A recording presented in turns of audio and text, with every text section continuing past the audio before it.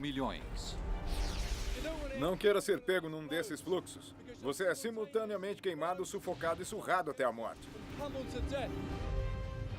Terremotos que expõem os segredos internos do planeta e doenças que levam a humanidade à extinção. Só uma olhada e o médico disse: você está com a peste bubônica. Mas quais catástrofes exerceram maior impacto? Vamos revelar os 10 maiores desastres naturais que mudaram o mundo.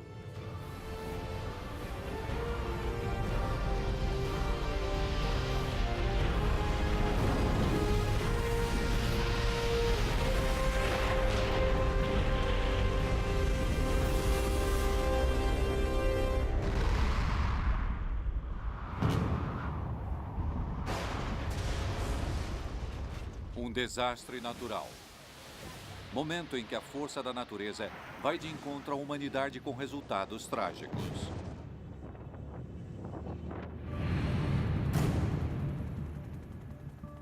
Juntamente com alguns dos maiores especialistas do mundo, fizemos uma lista dos 10 desastres mais devastadores de todos os tempos. 2, 1. Desastres são classificados pela magnitude, pelo legado, pelo número de mortes e pelos custos econômicos dos estragos que causam.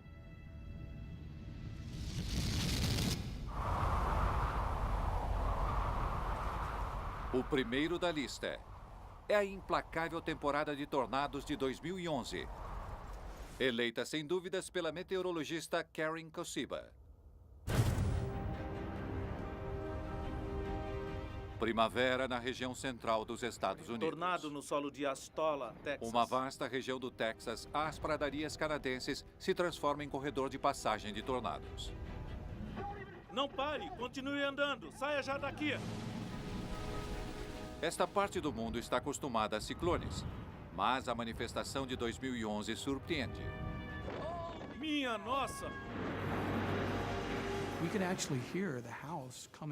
Dava para ouvir a casa se partindo, a madeira, as paredes. Minha esposa teve que se segurar em um dos canos para não ser tragada a escada abaixo. Olha! Destruição! Temporada de tornados nos Estados Unidos 2011. Registro dados de tornados há mais de 7 anos e não vi nada como a temporada de tornados de 2011. Especialistas em clima, como Karen, estão começando a entender como um tornado se forma.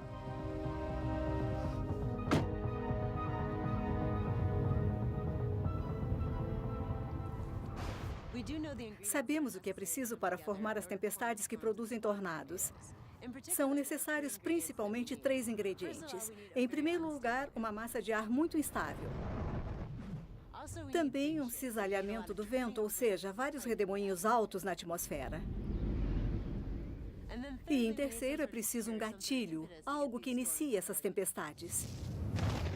Em 2011, os 3 fatores se unem para criar um perfeito celeiro de tornados. No início de abril, um sistema frontal imenso se forma a sudeste dos Estados Unidos, produzindo uma série de ciclones. Uma pequena porcentagem era violenta, mas eram muitos.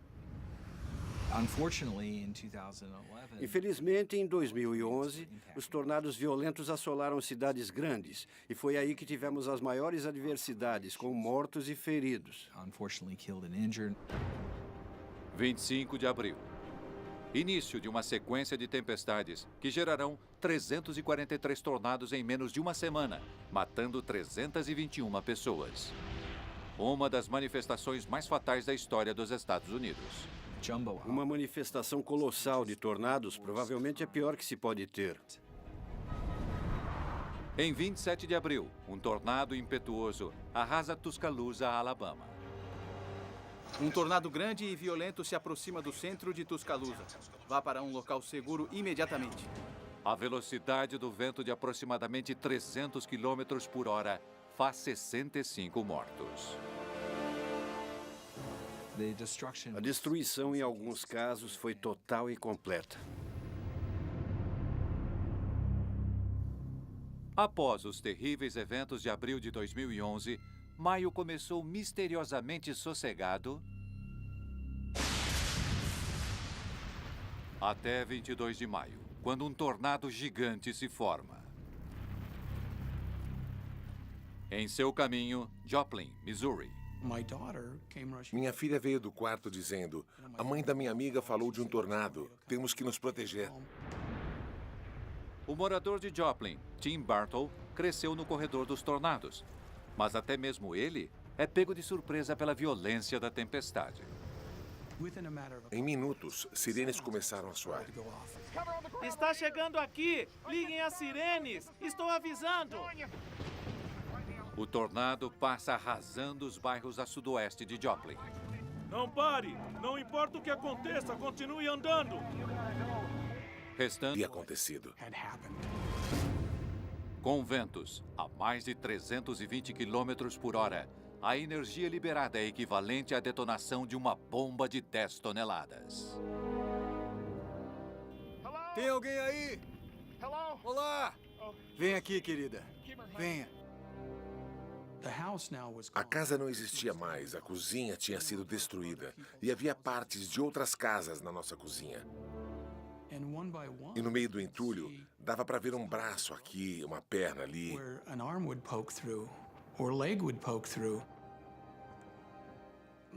As famílias começaram a chorar.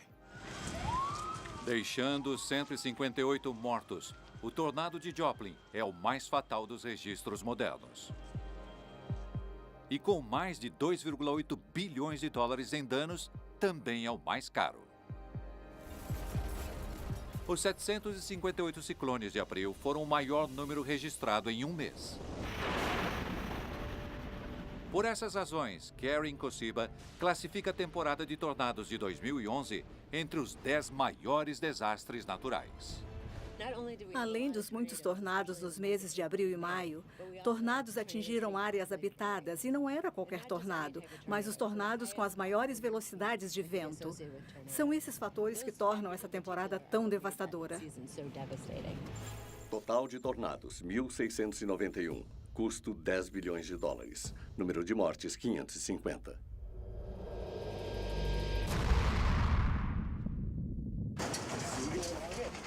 Março de 2011.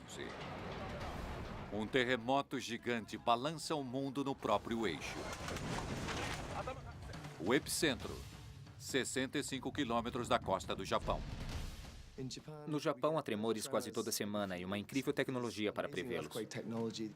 Minutos após o terremoto, um tsunami enorme é detectado correndo em direção ao litoral norte do Japão. O que se segue deixa o mundo abismado.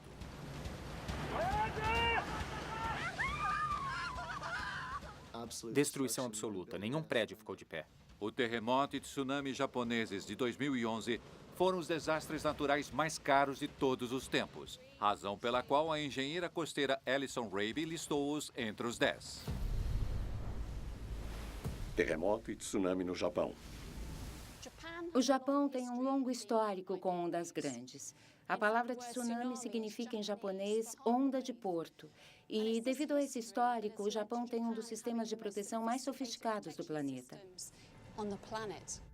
O Japão está localizado sobre 4 grandes placas tectônicas. Por isso a área é tão volátil geologicamente. E os japoneses são tão preparados para enfrentar essa ameaça. Então, o que deu errado em 2011? Os problemas começaram em 11 de março. Os sistemas de detecção de terremotos previram um enorme tremor de 7,2 graus.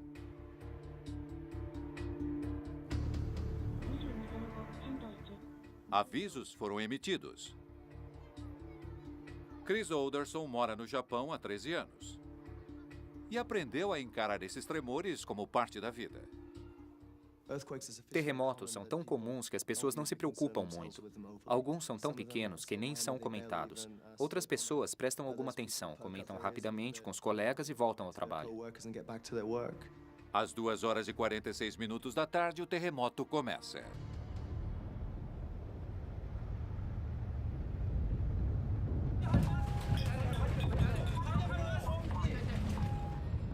O tremor de 9 graus é 100 vezes mais forte que o previsto. Você espera que eles passem, como sempre, mas só cresceu em força e intensidade, de um modo nunca presenciado por ninguém.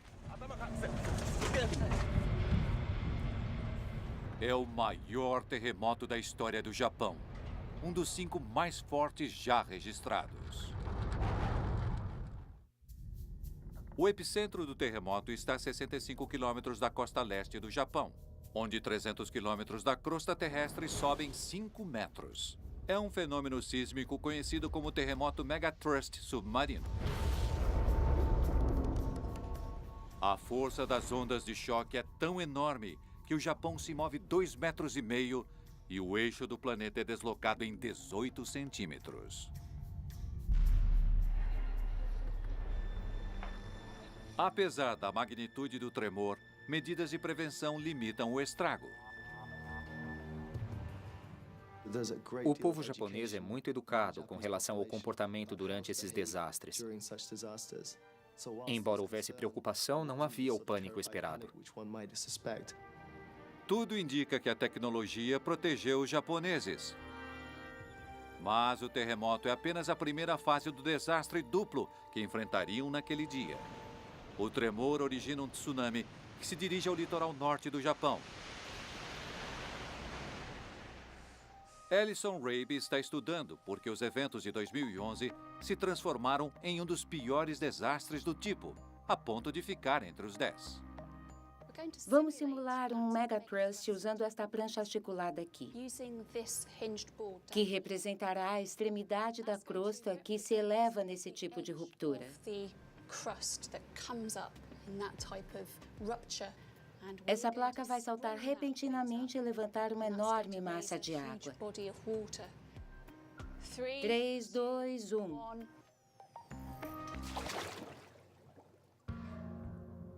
A céu aberto, a onda inicial é relativamente pequena, apenas 1 metro de altura. Mas, ao se aproximar da praia, em águas mais rasas, a velocidade diminui e a altura aumenta.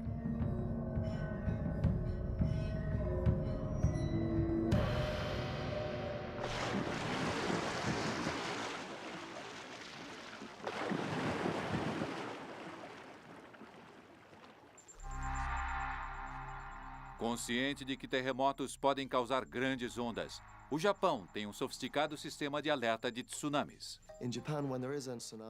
No Japão, quando há um tsunami, alertas são automaticamente gerados e enviados a celulares e canais de TV. Na mesma hora, as pessoas ficam sabendo. No litoral nordeste do Japão, as pessoas começam a evacuar as áreas ou se dirigir a abrigos indicados. O Japão tem uma das costas mais protegidas do mundo. Recriamos aqui algumas partes do litoral japonês. Rabe e sua equipe reconstruíram cidades específicas e suas defesas para analisar como receberam o tsunami. Começamos aqui na cidade de Kamaishi. Kamaishi possuía um porto de águas profundas e o quebra-mar mais profundo do mundo. Isso protegeu as muitas fábricas de aço e uma grande população. Mais ao sul, temos o assentamento de Minami Sanriku. E aqui recriamos uma das estruturas verticais de evacuação. Havia placas claras indicando que subissem ali para escapar da onda por vir. E depois passamos para as planícies costeiras. Havia muros de sustentação de concreto e atrás uma floresta de pinheiros, tudo para proteger o assentamento. Os japoneses se prepararam para um risco calculado. As fortificações são projetadas para aguentar ondas de, no máximo, 12 metros de altura. Mas o tsunami que vem é um monstro que chega a 40 metros.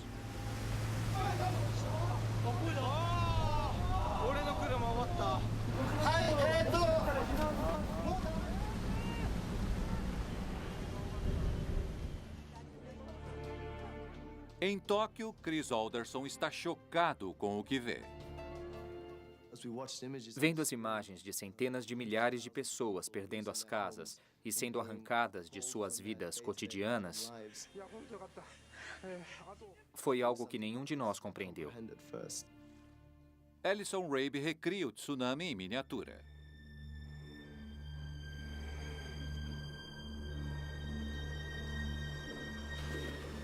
Comparando as imagens de cada cidade atingida pelo tsunami com as maquetes, essa demonstração ajuda a explicar por que as melhores defesas do planeta falharam tão drasticamente.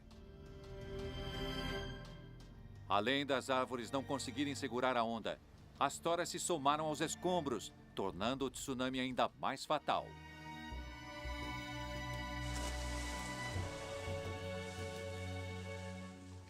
O abrigo em Minami-Sanriku permaneceu intacto, mas muitos abrigos semelhantes estavam próximos demais da praia.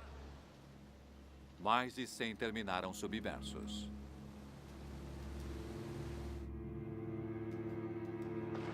E após a passagem do tsunami, o avançado quebra-mar de Kamaishi se despedaçou.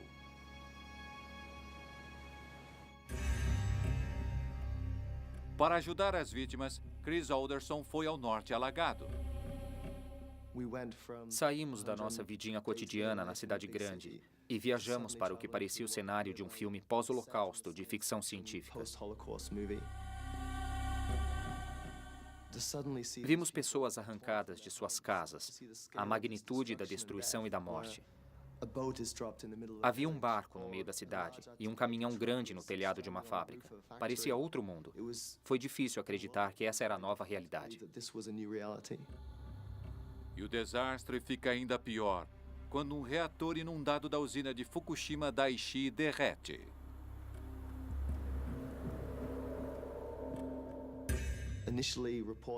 No início, os relatórios não eram confiáveis.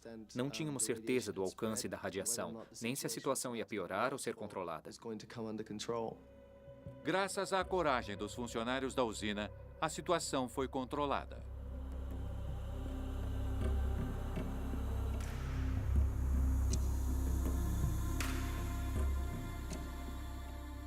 O tsunami gerou danos equivalentes a mais de 200 bilhões de dólares,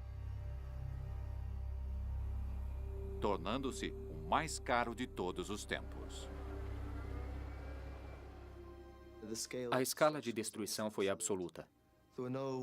Só havia militares nas ruínas, marcando com bandeiras os restos mortais de seres humanos, e com um X, os carros com corpos dentro. O cheiro de decomposição daquilo que o mar destruiu, peixes, restos mortais, estava forte no ar. É uma experiência para a qual você nunca está preparado. Para Ellison Rabe, não é somente o custo, mas é a forma como o tsunami expôs a fragilidade dos nossos mais sofisticados sistemas de proteção que coloca esse desastre entre os 10 maiores. O Japão supostamente era a nação mais preparada do mundo para sobreviver a um mega tsunami. No entanto, mesmo eles subestimaram o poder da onda. Por essa razão, acredito que esse evento seja um dos piores desastres naturais. Propriedades danificadas, mais de 1 milhão. Custo, mais de 200 bilhões. Número de mortes, 15.000. 1918. Um vírus, conhecido como gripe espanhola, se espalha rapidamente pelo globo, dizimando todos os países onde chega. O vírus mata por volta de 30 milhões de pessoas em menos de 6 meses. 100 anos depois, seus descendentes letais se tornam uma das maiores ameaças que já enfrentamos. O CDC está trabalhando em uma vacina. We are closely monitoring the emerging cases of swine flu in the United States. A velocidade com que a gripe espanhola mata milhões é a razão pela qual o virologista Dr. Mike Leahy indicou-a como um dos 10 maiores desastres naturais. Gripe espanhola.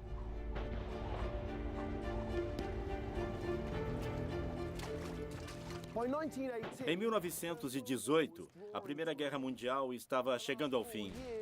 Por 4 anos, o mundo se viu em um conflito centrado nos campos de batalha da Europa. Cerca de 9 milhões de soldados perderam a vida. Mas esses guerreiros estavam para enfrentar um inimigo bem mais mortal que qualquer adversário humano. Na primavera de 1918, um surto de influenza faz algumas vítimas registradas, mas em meio ao massacre dos combates, tais baixas não são prioridade. Sem que a linha de frente note, o vírus que causa a gripe está se tornando muito mais letal. No próximo surto da gripe, no inverno do mesmo ano, uma luz vermelha se acendeu. Mas desta vez era diferente. O desenvolvimento da doença era preocupantemente rápido, com algumas mortes nas primeiras 24 horas. Até mesmo os médicos preparados para a guerra se assustaram com essa morte terrível. Os pulmões de muitas vítimas continham tanto líquido que eram comparados pelos patologistas aos pulmões dos afogados. Era o início de uma pandemia que afetaria praticamente todos os países do mundo e deixaria dezenas de milhões de mortos. Nos países em guerra, as notícias sobre o surto eram limitadas. Mas a doença foi muito divulgada na neutra Espanha, ganhando o nome de gripe espanhola. Leahy acredita que as condições nas trincheiras podem dar pistas sobre sua origem. O surgimento de novas doenças virais pode ser frequentemente provocado por interações entre grandes números de pessoas e animais, como porcos. Quando humanos são infectados por um vírus de gripe animal, uma cepa totalmente nova do influenza pode ser criada. Daí vem os nomes gripe suína e gripe aviária. Não é difícil de imaginar o surgimento de um novo vírus durante a Primeira Guerra Mundial, quando grandes quantidades de soldados se alojavam próximo a animais, geralmente na presença de gases que poderiam ser mutagênicos. Em um grupo abarrotado de homens, a doença se espalha. No exército americano, 1 milhão de homens se contaminam com o vírus. Mas a epidemia nas trincheiras é só o começo. Em 11 de novembro de 1918, a paz é declarada. As tropas retornam e involuntariamente espalham a doença por todo o globo, causando uma pandemia. Celebrações em massa aceleram a transmissão e cerca de 1 bilhão de pessoas, metade da população do mundo na época, se infecta. Um dos aspectos mais assustadores da epidemia de 1918 foi a maneira como derrubava os mais jovens. A mortalidade entre 15 e 34 anos era 20 vezes maior que as outras gripes. Por que a gripe espanhola era tão fatal para quem era supostamente mais saudável? Compreender como o vírus ataca o corpo pode ser a resposta.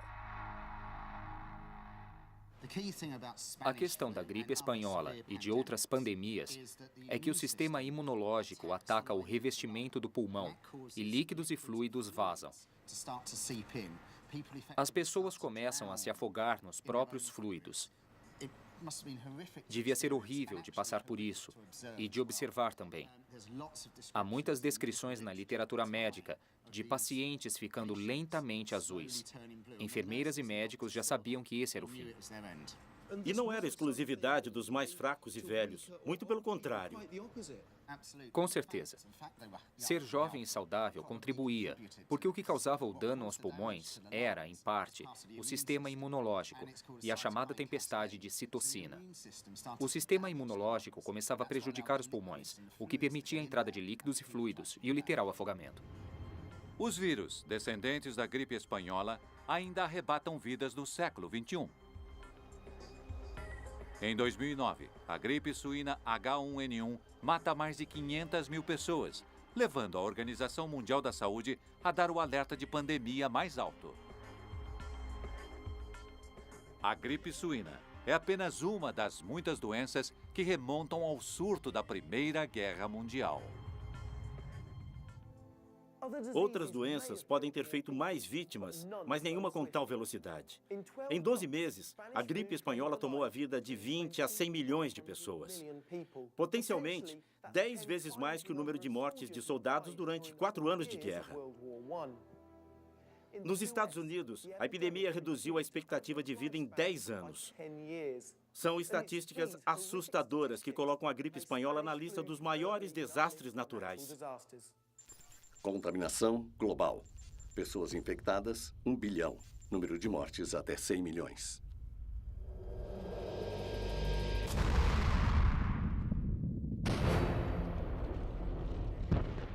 No verão de 1883, o vulcão indonésio Krakatoa está a cada dia mais agitado.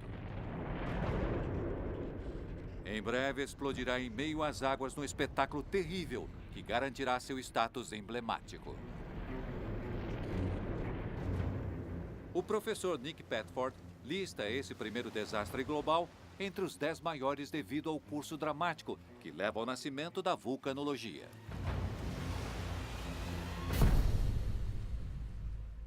Krakatoa.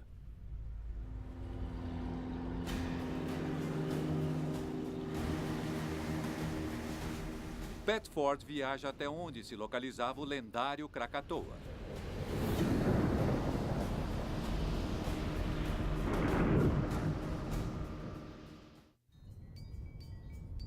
Anak Krakatau é um dos lugares com maior atividade vulcânica do planeta. Aqui, uma grande placa tectônica é empurrada para debaixo de outra, levando à superfície a lava superquente.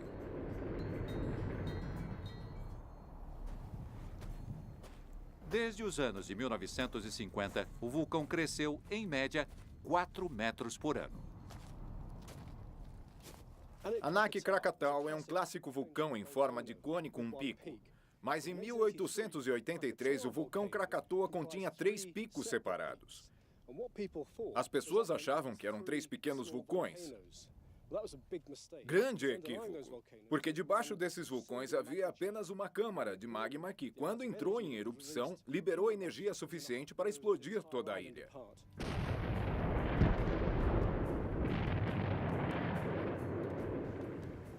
Na época, centenas de europeus viviam na região, comercializando as especiarias que cresciam nos férteis solos vulcânicos. Mas havia um holandês, Roger Verbeek, que era geólogo e passou o verão anterior à erupção de 1883 estudando as ilhas. O relatório de Verbeek teve papel crucial no estabelecimento do legado do Krakatoa. Domingo, 26 de agosto de 1883. A calma da manhã é perturbada por uma grande explosão atrás da outra. Pistas de como a erupção de 1883 foi, podem ser observadas em Anak Krakatau, que foi assolada com enormes bombas de lava. Esta peça é grande, tem o tamanho de um carro. E ao meu redor há 2 ou 3 bombas semelhantes. Mas em 1883, com Krakatoa em plena erupção, o céu deve ter ficado cheio de centenas de bombas como esta, voando não apenas metros, mas dezenas de quilômetros. Literalmente caiu uma chuva de fogo. Às 2 da tarde, uma nuvem negra, 3 vezes maior que o Monte Everest, surge do vulcão. Sabemos através dos relatos de testemunhas oculares as consequências imediatas. O céu escureceu, o dia virou noite porque muitas cinzas e poeira foram jogadas na atmosfera. Mas os efeitos foram sentidos muito além da Indonésia. As pessoas falavam de um pôr-do-sol estranho, com cores vivas, em Londres, Paris e Nova York. Tudo isso tinha a ver com a erupção vulcânica de 1883. 27 de agosto. 5 da manhã. 4 erupções monstruosas rasgam o vulcão. A força da explosão é 13.000 vezes maior que a da bomba lançada em Hiroshima. O som gerado é o mais alto registrado na história. Jorram das erupções explosivas bilhões de toneladas de rocha pulverizada, cinzas escaldantes e gás que corre para longe do vulcão. Calcula-se que esses fluxos piroclásticos têm força suficiente para escalar mais de 800 metros, 2 vezes o tamanho do Empire State. Talvez esperassem que o fluxo piroclástico fosse contido ao atingir o mar, por causa da água, mas não é o caso. Algumas vezes, se forte e quente o suficiente, o fluxo piroclástico pode atingir o mar e continuar viajando. Forma-se uma fumaça diante do fluxo que o protege da água. Sabemos que foi o caso na erupção de 1883, porque naquela manhã, os moradores de um vilarejo chamado Kitimbang se reuniram para assistir ao espetáculo. Em minutos, a massa super rápida e quente de escombros cruza 40 quilômetros de água em direção a Ketimbang. Provavelmente a última coisa que viram foi um fluxo piroclástico surgindo das ondas. Não queira ser pego num desses fluxos. Você é simultaneamente queimado, sufocado e surrado até a morte pelas pedras. Cerca de 1.000 moradores de Ketimbang morrem instantaneamente. E o desastre ainda não acabou. Durante os últimos espasmos, o vulcão Krakatoa ruiu no oceano. A queda gera um tsunami de proporções épicas que viaja a 320 km por hora. Em seu caminho, o pequeno assentamento javanês de Anjer. Na costa oeste de Java, um farol holandês, muito semelhante ao que existe hoje, eleva-se sobre as construções ao redor. Construído para suportar as piores condições climáticas. Mesmo com o tsunami se aproximando, o guarda e sua família decidem permanecer no farol para garantir sua operacionalidade. Em uma construção como esta, de aço reforçado, devem ter se sentido protegidos, até da onda mais poderosa. Mas além do poder da onda, há enormes pedaços de rocha do fundo do mar. Quando a onda bateu, tinha 40 metros de altura. São 130 pés, mais ou menos a altura que estou agora. A onda levantou do fundo do mar montes de corais e atirou-os contra a lateral do farol. Apesar de reforçado por uma viga de aço, o farol desabou.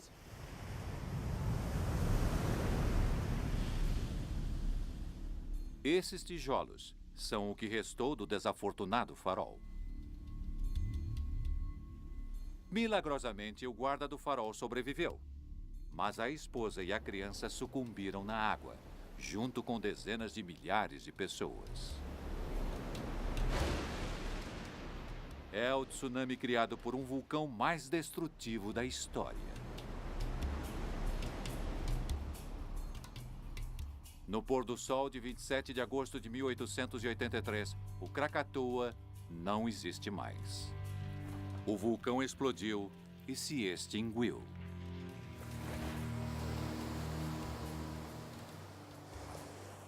Além da erupção vulcânica espetacular, o Krakatoa é importante por outras razões.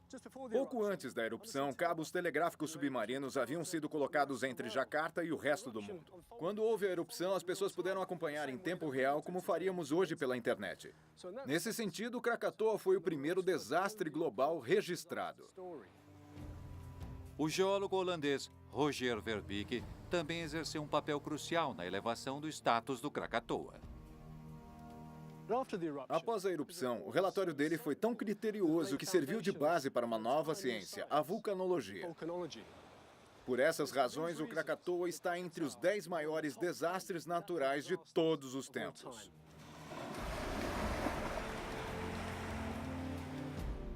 Altura da nuvem de cinzas, 80 quilômetros. Força da explosão, 195 megatons de TNT. Número de mortes, mais de 35. Em 24 de agosto de 2005, uma tempestade tropical se forma sobre as Bahamas. 5 dias depois, deixará a cidade de Nova Orleans em ruínas. Tudo se foi em um piscar de olhos. Uma sucessão de eventos naturais e erros humanos conspirarão para fazer do furacão Katrina o mais dispendioso do mundo. Tudo se foi. Por essas razões, o meteorologista Tim Marshall acredita que esse desastre deve estar entre os 10 maiores. Furacão Katrina.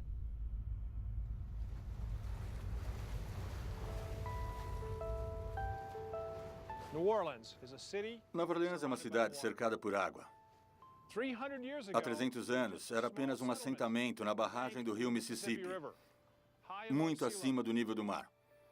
Mas, com o passar do tempo, expandiu-se pelos pântanos, mangues, e hoje as pessoas vivem abaixo do nível do mar na maior parte da cidade. Com grandes áreas da cidade abaixo do nível do mar, as pessoas estão especialmente vulneráveis aos furacões. Não são apenas os ventos fortes que tornam esses sistemas frontais tão perigosos, mas a massa de água que é jogada, chamada maré de tempestade. Muitas mortes em furacões se dão por afogamento. No dia 24 de agosto de 2005, o Centro Nacional de Furacões está rastreando a tempestade tropical que se tornará o Katrina. Quando o Katrina se formou, não havia nada de excepcional. Até aquele momento era muito semelhante aos outros. A tempestade repentinamente se intensifica para a categoria 1. Nossa conduta naquele momento foi tratá-lo como um furacão normal, como muitos que já vimos.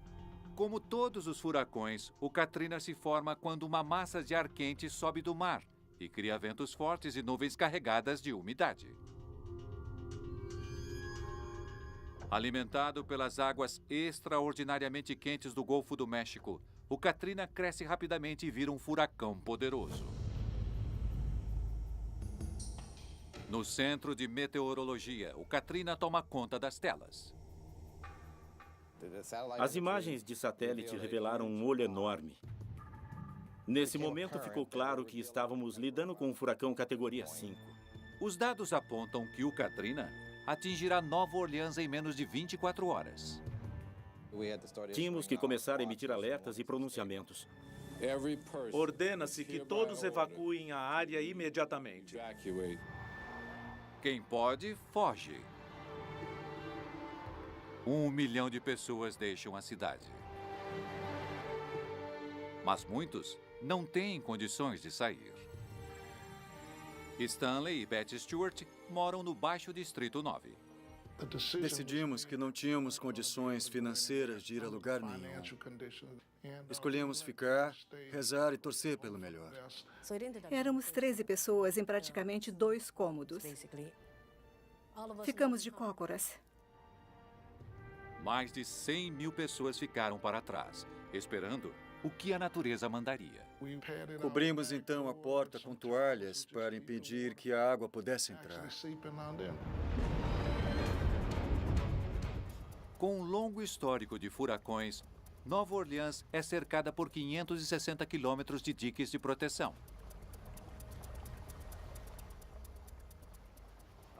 Diques são feitos de barro e areia. O problema é que, em todas essas extensões de diques, alguns eram altos e outros baixos. Então estavam afundando. Para piorar, os diques não foram projetados para suportar um furacão da intensidade do Katrina. 29 de agosto, 6 horas e 10 minutos da manhã, chega o furacão Katrina, com velocidade de 210 quilômetros por hora. Com ondas de até 8 metros de altura, é a maior tempestade a castigar a costa do Golfo dos Estados Unidos. Nova Orleans é inundada. Ouvíamos as ondas passando por cima do telhado. Quem ficou preso ali não sabe o que fazer. Não entrem em pânico. Mantenham as crianças abaixadas.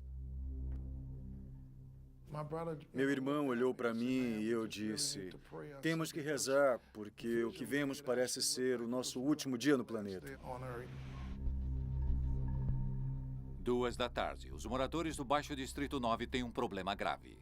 Está tudo inundado por aqui. Estamos com muitos problemas, muitos problemas. Algumas pessoas naquele momento estavam debaixo de 6 metros de água. Alguns amigos que ficaram em casa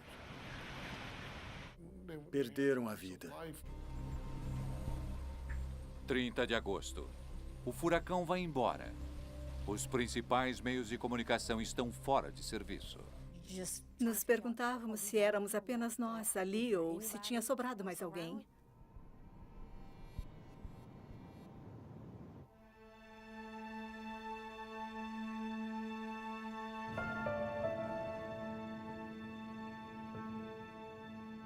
Com a maior parte de Nova Orleans debaixo d'água, os serviços de emergência ficam perdidos.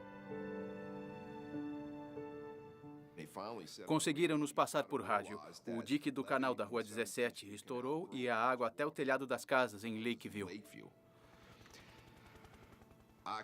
Minha vida mudou naquela hora.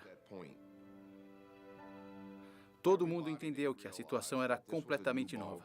A cidade estava inundada. Chris e seus colegas enfrentam um desastre de proporções épicas. Por todo lado, havia corpos flutuando. Faltou médico legista para tantos mortos.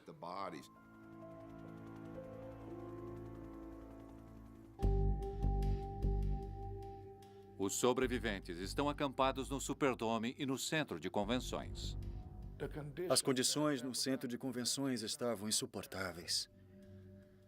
As pessoas achavam que o abrigo teria luz, comida, roupas ou água, mas não havia nada. As pessoas foram literalmente abandonadas nas ruas. As mais de 46 mil pessoas não tinham opção a não ser se virar. As pessoas morriam por falta de recursos. Nós pensávamos, meu Deus, será o fim do planeta? Será o fim da vida?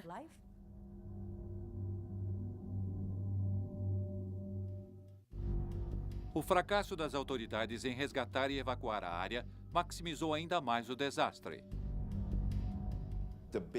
O que pegou todo mundo de surpresa foi a inundação. Ninguém esperava que 80% da cidade ficasse debaixo d'água.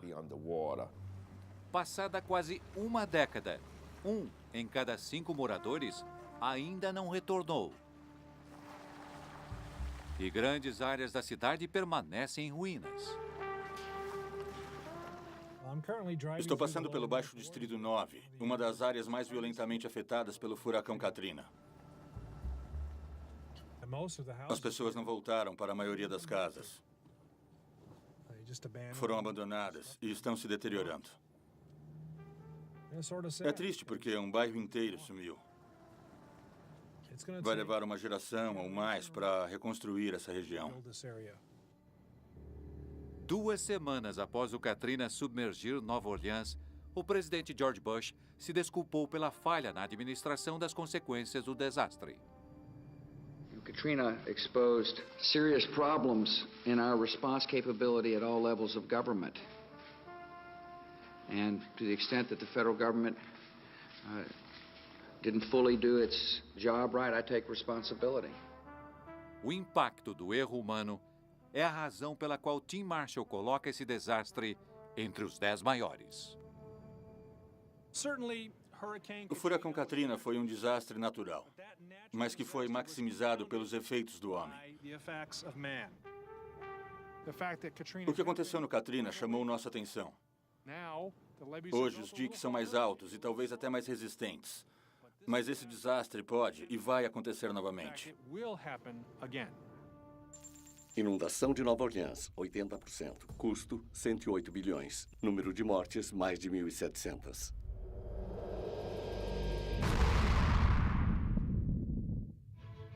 A Terra era assim no fim da última era glacial. O hemisfério norte coberto de gelo. A Europa praticamente irreconhecível. Mas evidências sugerem que o mapa mundi está prestes a ser redesenhado por um mega dilúvio de proporções bíblicas. O oceanólogo Simon Boxall fica fascinado com a ideia de uma enchente que alterou o planeta e a indicou para a lista dos 10. A grande enchente. Esse desastre começa há 10 mil anos, no final da última era glacial. Uma geleira gigantesca cobrindo a área que hoje é o Canadá está derretendo.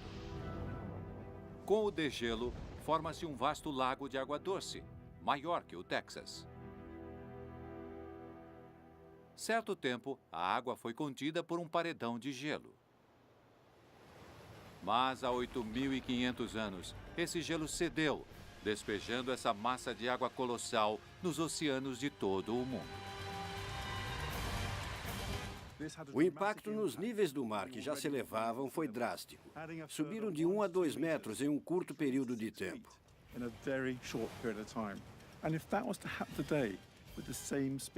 Se isso acontecesse hoje na mesma velocidade, devastaria Londres, Nova York. Na verdade, impactaria todas as nações litorâneas do mundo.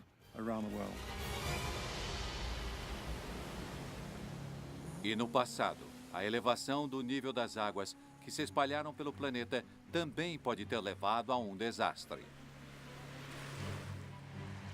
Porque, segundo alguns estudos, a área hoje coberta pelo Mar Negro era lar de uma das maiores populações da época. Há 9.000 anos, aqui havia um vale enorme que dava em um lago de água doce gigantesco. Havia vários assentamentos, fazendas, uma população de mais de 100 mil pessoas. Mas tudo isso mudou com a enchente. O Mediterrâneo começa a transbordar por causa da mega enchente e inunda a região, transformando uma terra fértil em um mar de água salgada.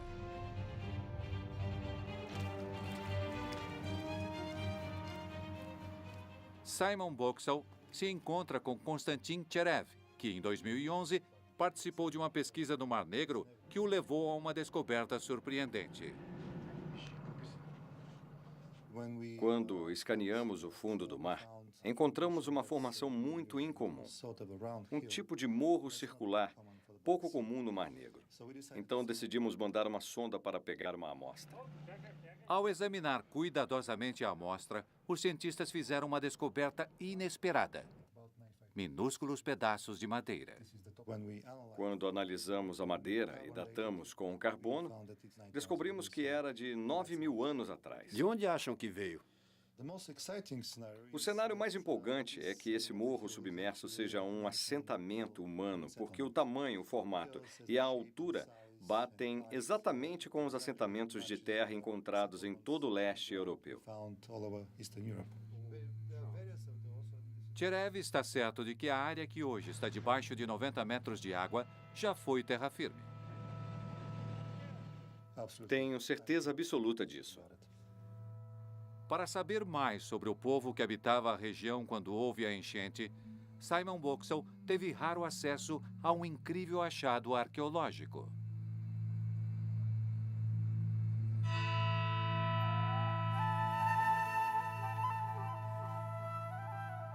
Foram desenterrados de um cemitério vizinho de 6.000 anos atrás mais de 200 esqueletos, junto com um espetacular tesouro em ouro.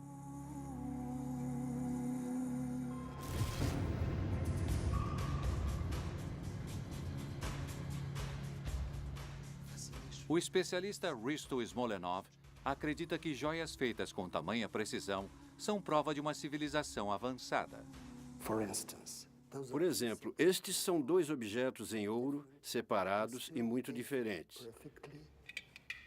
No entanto, se encaixam perfeitamente. Isso é mais do que se espera de uma cultura de 7.000 anos. É uma supercultura.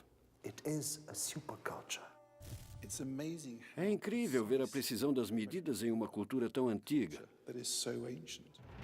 Risto acredita que essa supercultura vivia na passagem da mega enchente.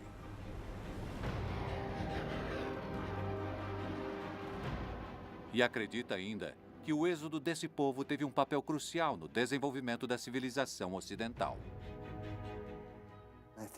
Acho que a migração dessa supercultura, devido aos eventos catastróficos que ocorreram, é responsável por uma migração do conhecimento também. Se Smolenov estiver certo, é possível que a dispersão dessa antiga civilização tenha plantado a semente das culturas egípcias e grega, que se desenvolveram 2000 anos depois. Simon Boxall está convencido do efeito profundo que essa mega enchente teve na humanidade. Essa enchente dispersou uma civilização prolífica, provavelmente uma das primeiras que conhecemos. Mas essa enchente pode ter catalisado nossa civilização moderna.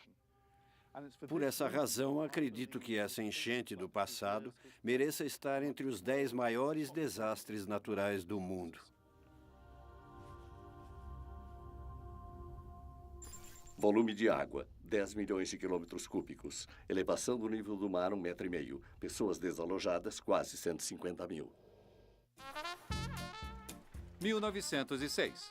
São Francisco é a maior e mais poderosa cidade da costa oeste dos Estados Unidos. Mas esses habitantes não sabem que estão vivendo sobre uma bomba relógio. Tudo está prestes a mudar com um grande tremor.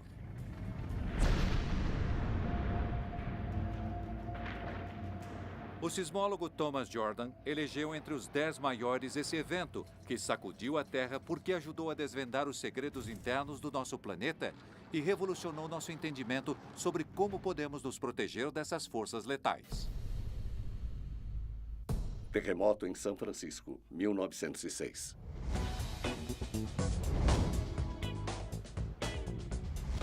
Dias de hoje em São Francisco.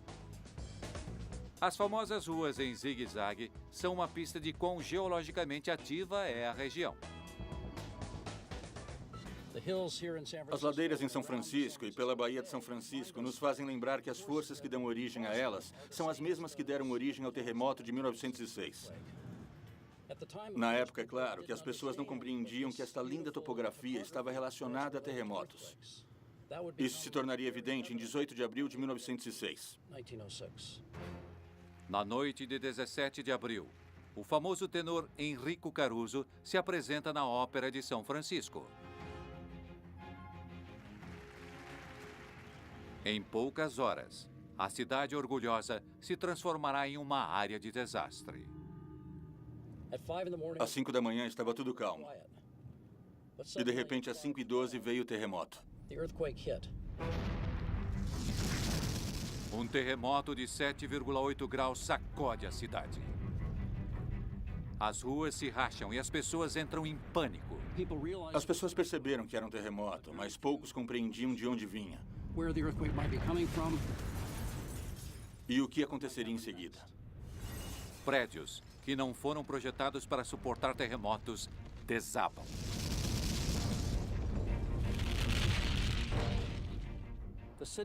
A prefeitura era o maior prédio a oeste do rio Mississippi. O que os homens levaram 25 anos para construir, o terremoto destruiu em 2 minutos.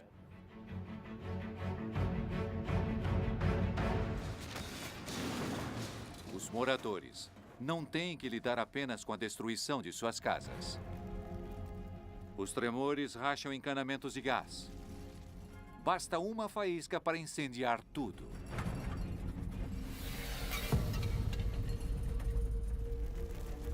Em poucas horas, o inferno consome São Francisco.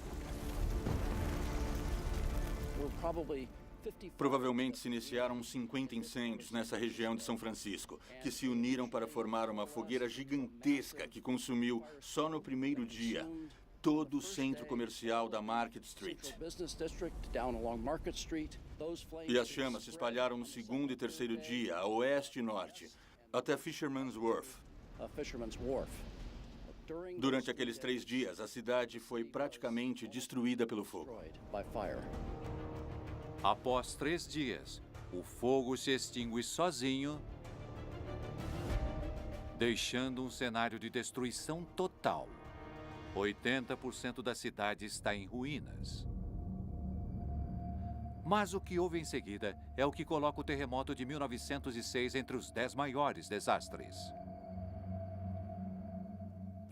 3 dias após o terremoto de 1906, antes mesmo dos incêndios de São Francisco se extinguirem, George Pardee, governador da Califórnia, nomeou uma comissão especial para estudar o terremoto e aprender com o ocorrido.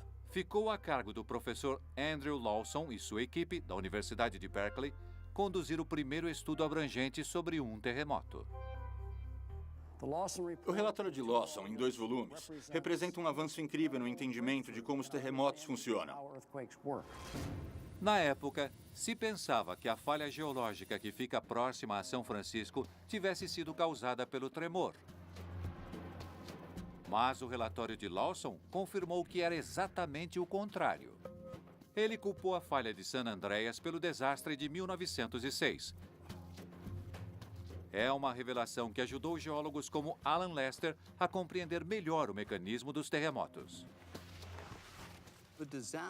O desastre do terremoto de 1906 acabou sendo um grande aprendizado para os geólogos sobre como as grandes falhas, como a de San Andreas, se movem.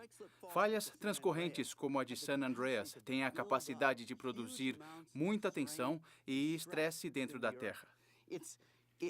É como pegar um graveto e envergá-lo, deformando-o cada vez mais. Se essa força for aliviada, o graveto volta, é elástico. Mas há um ponto em que, se a força for grande demais, ele se quebra.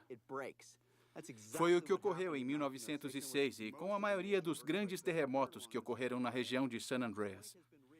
Chegou a um ponto em que a Terra não suportou mais a tensão criada e quebrou. Graças ao relatório de Lawson, hoje podemos identificar zonas de grande risco e construir prédios pensando na segurança. Para Thomas Jordan, essa habilidade de superar os perigos de um terremoto remonta ao nascimento da sismologia moderna. No meu ponto de vista, o terremoto de 1906 é o mais importante porque aprendemos, pela primeira vez, fatos importantes sobre a ocorrência dos terremotos. E com esse conhecimento, esperamos conseguir evitar o tipo de destruição que São Francisco viu naquele dia terrível. Magnitude do terremoto, 7,8. Desabrigados, 225 mil. Número de mortes, 3 mil.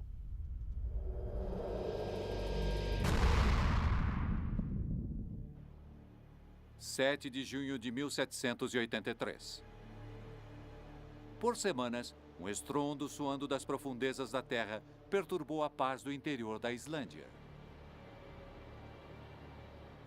Em 24 horas, a Terra se rasgará e se transformará em um inferno. É o início de um cataclisma tóxico que tragará o hemisfério norte, fazendo inúmeras vítimas da Europa à Ásia. Embora esse desastre seja relativamente desconhecido, o vulcanólogo Thor Thordarson o classifica como a erupção vulcânica mais fatal de todos os tempos e o elenca entre os 10 maiores. Erupção na Islândia, 1783. Localizada bem na dorsal mesoatlântica, onde 2 grandes placas se encontram, a Islândia é um dos locais mais vulcânicos do planeta. Em 1783, as placas estavam especialmente agitadas. Ao se separarem violentamente, uma rachadura de 30 quilômetros, conhecida como fissura de Laque, se abre na superfície terrestre. Ao longo de sua extensão, 130 crateras efervescentes jorram bilhões de toneladas de rocha fundida. E continuará assim por 8 meses ardentes. É a maior erupção na Terra dos últimos 500 anos, o que faz do Laque um dos grandes da história. Com a erupção do Laque, mais de 40 bilhões de toneladas de lava jorram da fissura, suficiente para tragar uma cidade do tamanho de Chicago. Normalmente, quando a lava é exposta ao ar, se resfria e solidifica, o que limita a distância alcançada. Mas a lava do lac conseguiu viajar por centenas de quilômetros graças a um sistema subterrâneo. Com o guia local Bjorn Jorsson, Thor explora os vestígios da rede subterrânea, conhecida como tubos de lava. Essas cavernas se formam quando as camadas mais extensas de lava criam uma crosta que protege o fluxo das rochas fundidas do ar frio. Vejam isso. O nível do rio de lava aqui e aqui em cima, parte do teto está derretendo. Dá para ver as gotinhas caindo. Isso mostra como esse ambiente era quente, como a lava e os gases acima da lava são quentes. Para formar isso, tem que ser 1.100 graus Celsius. Este é o segredo dos longos fluxos de lava. Quando a lava é transportada por esse tipo de sistema, permanece fluida e quente por todo o caminho, até sair do sistema de transporte.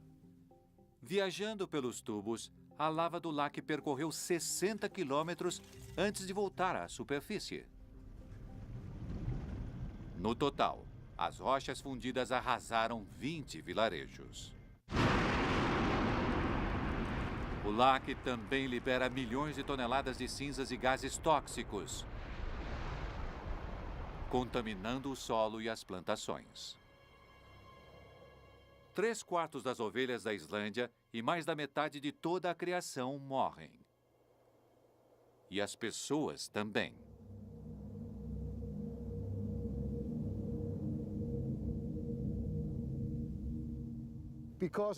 Devido à fome e às doenças, 21% da população da Islândia sucumbiu em consequência da erupção do lac. Mas a erupção do lac teria um efeito ainda mais desastroso no resto do mundo. Embora remotos, os vulcões islandeses podem produzir consequências à distância, como provado por eventos recentes. A nuvem do lac tomou boa parte do hemisfério norte, carregando algo muito mais letal que apenas cinza. Mais de 120 milhões de toneladas de dióxido de enxofre foram emitidos e reagiram com a atmosfera, produzindo aerossóis sulfúricos. Os aerossóis bloquearam o calor do Sol, derrubando a temperatura global. Na Europa, o frio levou à escassez insuportável de alimentos. Alguns especialistas acreditam que isso motivou camponeses famintos a se revoltarem na França, o que levou à Revolução Francesa de 1789. Do outro lado do Atlântico, as temperaturas também caem drasticamente. Na fronteira leste dos Estados Unidos, o inverno de 1783 e 84 é o mais longo e severo já registrado. Fez tanto frio que as pessoas viram gelo no rio Mississippi. A influência nociva do lac no clima bagunçou o ciclo das monções, levando a um colapso generalizado das safras. 1/6 da população do Egito e muitos por toda a Índia e norte da África morreram de fome.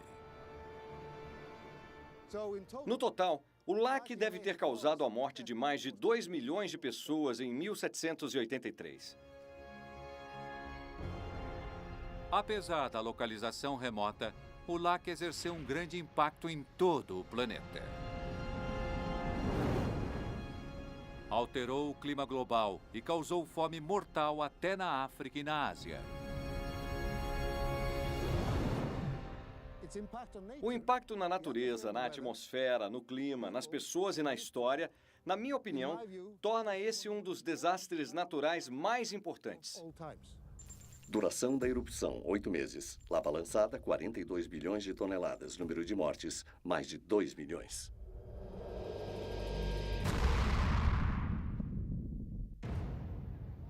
26 de dezembro de 2004.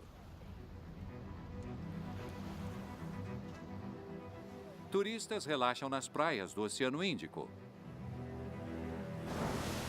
Em apenas 3 horas, a vida de centenas de milhares de pessoas será extinguida. Entre, entre! 26 de dezembro de 2004. Turistas relaxam nas praias do Oceano Índico. Em apenas 3 horas, a vida de centenas de milhares de pessoas será extinguida. 26 de dezembro de 2004. Turistas relaxam nas praias do Oceano Índico. Em apenas 3 horas, a vida de centenas de milhares de pessoas será extinguida. pelo tsunami mais mortal já visto. Esse é o desastre que o especialista em tsunami, José Borrero, escolheu para os 10 maiores. Terremoto e tsunami do Oceano Índico. Eu estou em Banda Aceh, extremo norte da ilha de Sumatra, que dá para o Oceano Índico. Este lugar sofreu um dos piores tsunamis da história da humanidade. O Oceano Índico banha a Ásia, a África e a Austrália. Em dezembro de 2004, milhões de pessoas curtem o Natal nessas praias, incluindo Steve Gill, a esposa Heather e a enteada Charlotte, que estão de férias na Tailândia. Nós havíamos programado de fazer uma ceia de Natal tradicional. Era tudo novo, acolhedor. Chegava a ser rudimentar e muito tranquilo. Idílico, eu diria. Na cidade indonésia de Banda Aceh, o morador Ed Kenslow visita amigos e famílias. Fui dormir na casa de um amigo, e a casa desse amigo era próxima da casa da minha irmã. Às 8 da manhã do dia 26 de dezembro de 2004, tudo mudou. Próximo à praia, onde a placa australiana entra embaixo da placa eurasiana, mais de 1000 anos de estresse tectônico foram liberados em questão de segundos. O terremoto tem magnitude de 9,1. O terceiro maior já registrado.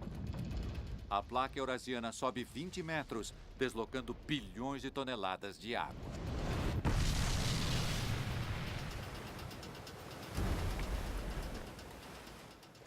A onda resultante viajou a leste para a Tailândia e Indonésia e a oeste para a Índia e Sri Lanka. E no caminho do tsunami estavam milhões de pessoas. Chegando a 800 km por hora, o tsunami levará 30 minutos para atingir a costa de Sumatra. Cerca de 1 hora depois, chegará à Tailândia. Apesar de terem sentido o terremoto, sem nenhum sistema de alerta de tsunami, as pessoas no litoral do Oceano Índico não se atentam para a ameaça. Vi prédios destruídos, e claro, ficamos com medo, mas não sabíamos que tinha sido um tsunami. Para quem está de férias na Tailândia, o primeiro sinal do desastre iminente é a estranha visão do oceano desaparecendo. A baía ficou vazia. Eu só vi as pedras. Até o Yacht Club e do outro lado também. Não havia mais nada. Uma das imagens mais marcantes e dramáticas do tsunami de 2004 foi o recuo do mar, deixando toda a orla exposta. Esse fenômeno se chama descida e é causado pelos deslocamentos tectônicos próximos à praia. Com uma parte da placa erguida, outra parte, mais próxima do litoral, afunda, e a água preenche esse buraco, causando o recuo do mar. Se as pessoas tivessem percebido que esse era um sinal do tsunami, talvez mais vidas tivessem sido poupadas.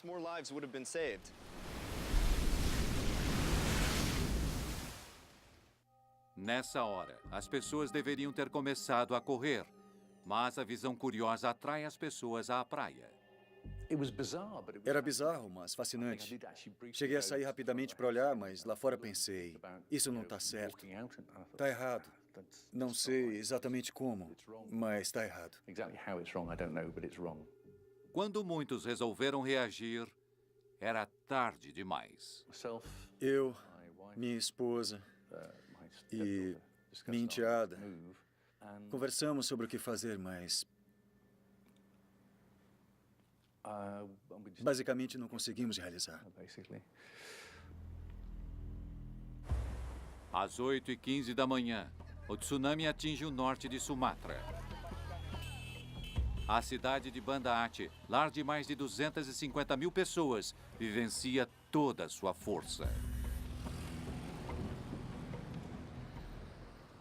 Estou no centro comercial de Banda Aceh e foi desta esquina que algumas das imagens mais dramáticas do tsunami foram feitas. Na rua atrás de mim, o tsunami vem subindo, formando um canal entre os prédios. Vendo o vídeo, vemos que o tsunami avança devagar. Por isso, as pessoas conseguem escapar simplesmente correndo ou andando.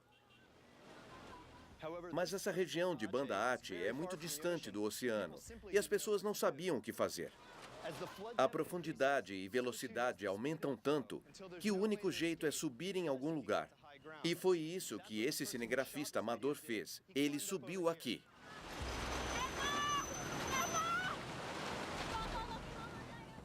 E sobreviveu. Entretanto, milhares de pessoas naquele dia não conseguiram subir e morreram nas ondas. Cheia de bilhões de toneladas de escombros, a onda é um ariete incontrolável. Ed Quenslow é um dos muitos que se protegeram na Grande Mesquita.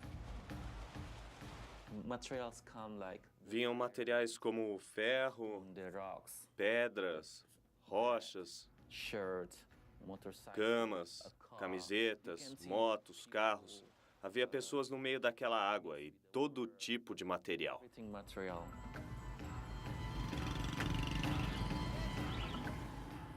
A onda do tsunami passou por aqui. Esses prédios são construções fortes de concreto. Muitos não foram derrubados pelo tsunami, mas a água correu por eles, entre eles, e na verdade formou-se um canal, aumentando a velocidade e profundidade. As águas aqui não passaram do primeiro andar. Não passaram de 2,5 metros, 3. Muitos conseguiram escapar apenas subindo para o segundo andar, como o cinegrafista fez na esquina. Eu pensava, vou morrer, e vi que muita gente precisava de ajuda. Mas eu não podia ajudar, porque era gente demais. Eu vi muitos bebês, claro que precisavam de ajuda. Às vezes eu pegava e colocava no alto. Não sabia onde pôr, não havia lugar, estava tudo inundado. Era água por toda parte.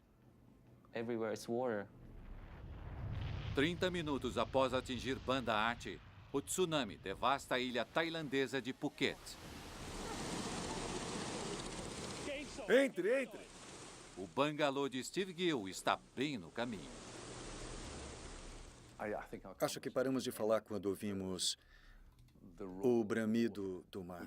Não dava para ver ainda. Só vimos a onda quando olhamos para o corredor entre os dois prédios. Estava viajando a uma velocidade estimada de 300 a 500 km por hora.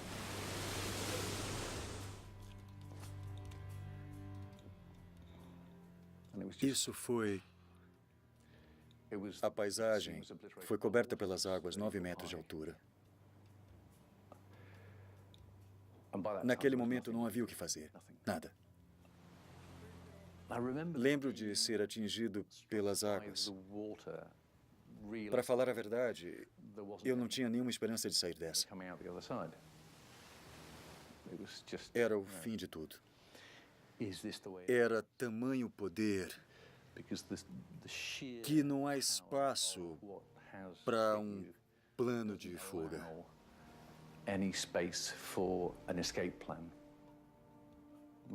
Não há planos para o futuro.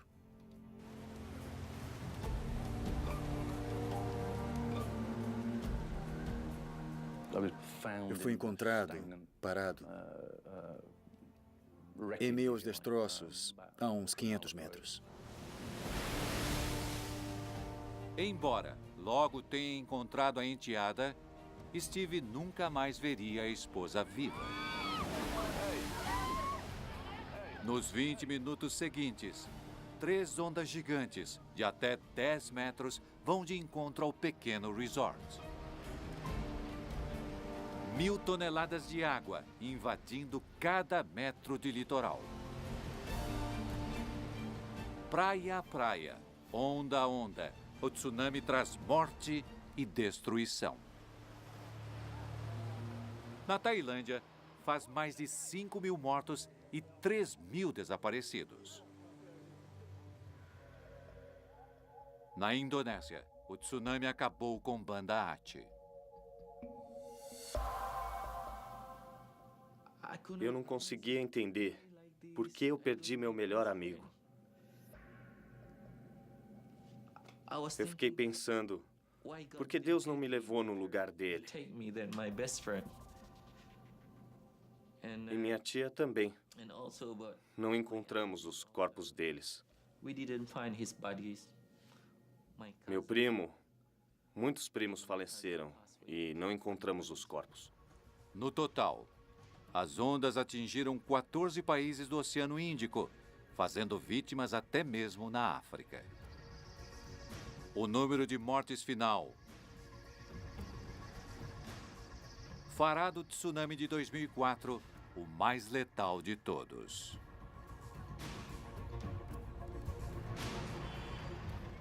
Passada uma década, as ruas de Banda Aceh estão cheias, como sempre. E lições foram aprendidas. Prédios como este foram construídos por toda a região para servir de refúgio seguro caso surja outra onda assassina. Para José Borrero, são uma lembrança poderosa da razão pela qual ele considera esse desastre um dos piores de todos. A combinação de um terremoto excepcionalmente grande e um tsunami que causou um número de mortes tão devastador em tantos países torna o tsunami do Oceano Índico de 2004 um dos 10 maiores desastres naturais. Magnitude do terremoto, 9,1. Desabrigados, mais de 1,5 milhão. Número de mortes, mais de 220 mil.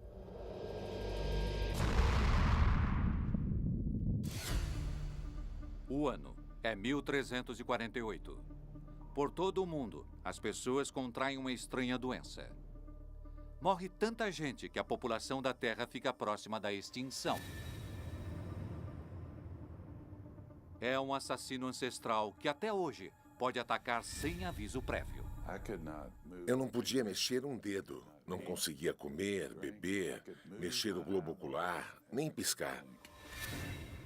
A historiadora Susana Lipscomb elegeu a calamidade apocalíptica da peste negra como o maior dos 10 desastres naturais.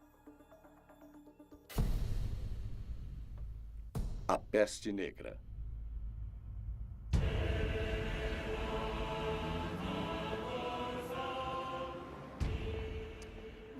O ano é 1348. Um dos mais extraordinários e, para historiadores como eu, um dos mais fascinantes episódios da história mundial está prestes a ocorrer. Comenta-se por toda a Europa medieval que pessoas estão morrendo de uma praga estranha. Chegando à Inglaterra, estava em Londres, e a grande população de Londres não podia fazer nada para contê-la.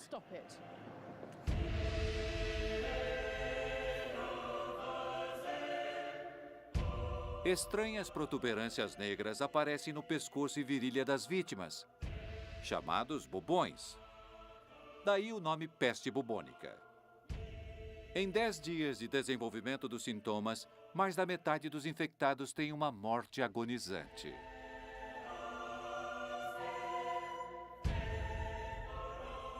Mas a peste bubônica não é uma doença que ficou no passado. Foi o que John Toll descobriu quando desenvolveu sintomas estranhos na viagem de férias para Nova York. Pegamos um táxi e fomos ao médico do seguro. Eu já estava tão mal que não conseguia sentar na cadeira da sala de espera.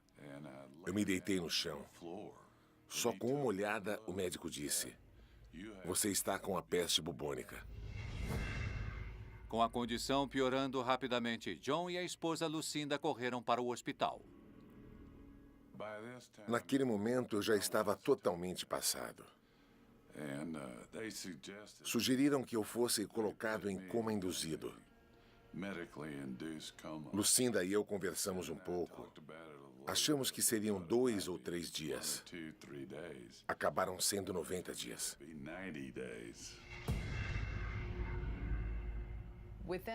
Quando ele estava 2 dias em coma, as extremidades dele começaram a ficar pretas, mãos e pés.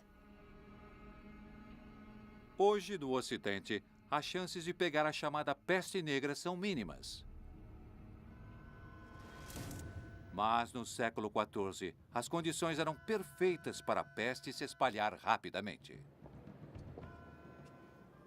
A população mundial se expandiu drasticamente nos séculos passados. Londres passou de uma população de 15 mil no século XII para 80 mil nos anos de 1300. E todo mundo apinhado entre o rio e as antigas muralhas romanas. Londres estava mais populosa do que nunca. Condição ideal para o surgimento de uma epidemia. As condições eram péssimas. Sem um sistema de esgoto, dejetos humanos e animais corriam pelas ruas como um rio. Apesar da sujeira, a Londres medieval é um próspero centro internacional de comércio, como hoje. Isso aqui parece totalmente moderno, mas o comércio faz parte de Londres desde a era medieval. A cidade era lotada, era um centro comercial.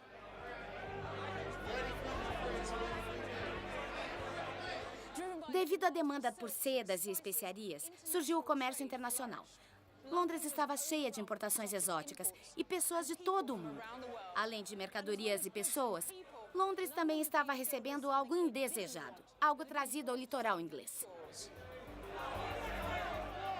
O comércio internacional abre portas para um novo visitante estrangeiro. O rato preto asiático, que prolifera nas ruas imundas de Londres. No dorso desses ratos, pulgas, que hoje sabemos, carregam no estômago a bactéria da peste, Yersinia pestis. Mas no século XIV, sem o conhecimento da origem da peste, as pessoas estão indefesas a essa ameaça invisível. Quando a doença chegou, se espalhou por essa população amontoada e fez um enorme estrago.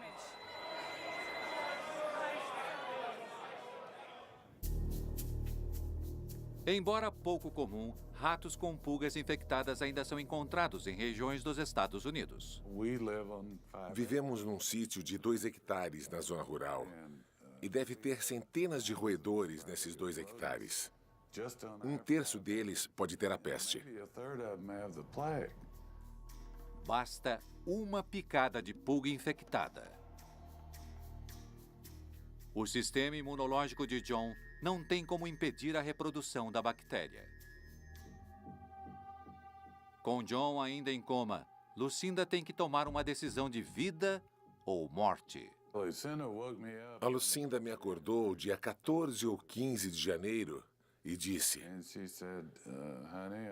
"Querido, eu te amo.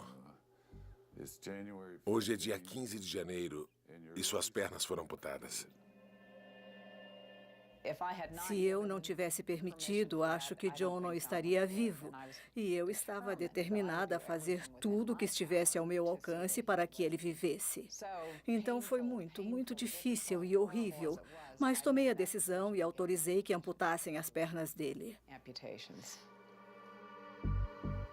Embora a ciência tenha evoluído muito no combate à peste, John Toll é a prova de que essa doença ainda pode causar efeitos terríveis.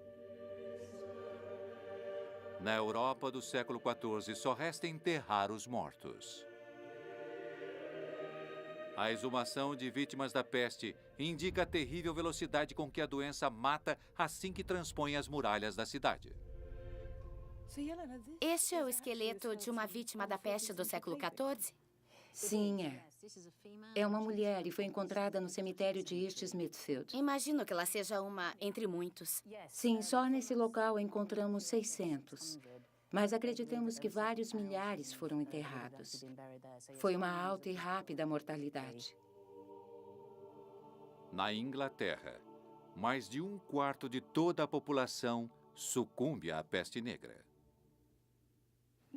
Com um número tão elevado de mortes, como fizeram com tantos cadáveres?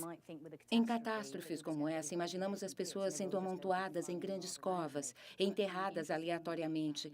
Mas o interessante de East Smithfield é que as pessoas foram acomodadas de modo muito organizado e cuidadoso. Tentaram seguir o padrão do sepultamento cristão. Tentaram manter certo grau de normalidade durante o terrível epicentro da catástrofe. Quando a peste negra se abrandou, havia matado 1 em cada 3 europeus, o equivalente a mais de 240 milhões hoje em dia. O número de mortes, o custo e o legado desse desastre não têm precedentes. A peste negra foi o desastre mais profundo que a humanidade já enfrentou. Os sintomas eram terríveis e degradantes. A doença causava medo e humilhação. E era repentina e letal. Número de mortes: 200 milhões. Foi a pandemia mais grave e o pior desastre natural que a humanidade viveu. Não é à toa que ainda nos choca 700 anos depois. Os 10 maiores desastres naturais têm pouco em comum. São meteorológicos, biológicos, geológicos. Atingiram todos os continentes e causaram terror inimaginável. Ninguém, em lugar algum, está a salvo, mas ainda estamos aqui. Nós somos os sobreviventes, uma espécie inigualavelmente adaptável. Mas temos que ouvir os alertas da história e nos preparar para os desastres futuros, porque eles voltarão a acontecer.